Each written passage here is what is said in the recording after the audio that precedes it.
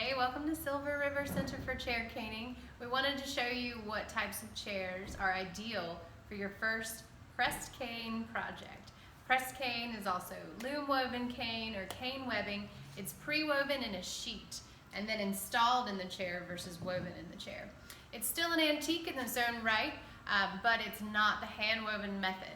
The difference is the pressed cane will have a groove around the edge of the seat, and the cane webbing will be affixed here with the spline separating the cane webbing and the seat. The lace cane chair will have loops underneath, and you can see where the material was woven through the holes drilled into the seat frame. The press cane chair will have more clean underneath, like this. So here we have a couple of examples of ideal chairs for your first project.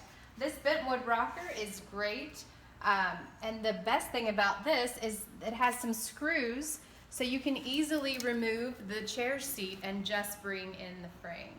Here you can see the spline popping out and you can see the channel. So this is an ideal shape for your first project. Also more ideal is something with a little more angles to help you practice various angles of spline. Again, the spline, it separates the wood frame and the cane webbing. So that is an indicator of a pressed cane seat. Here's one that needs to be repaired. These rounded angles are good to help practice a variety of different shapes of chair seats, and it's a perfect size. Now we need to talk about what not to look for. So basically, chairs can be deceiving. They may look fine on top and then you turn them over or you take the material out and it's a lot more work for you. So here we have a chair seat.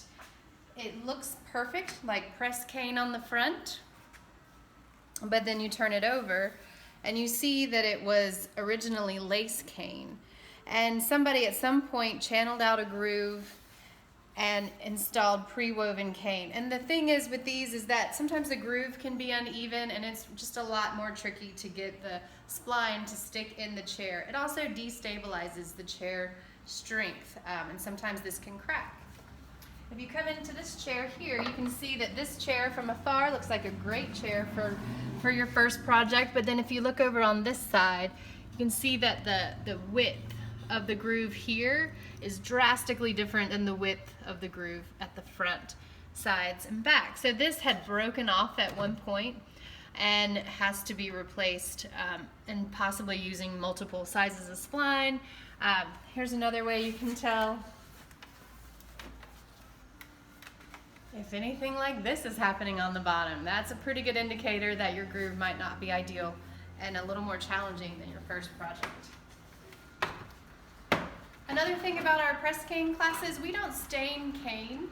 We like to leave it raw to age naturally. Here you can see a chair, recently installed pressed cane webbing, and then the aged cane on the back. And this is about, probably 7 or 8 years for the back and just a couple weeks old for the seat.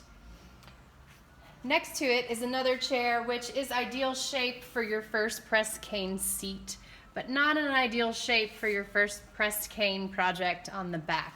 This curve is a little more challenging.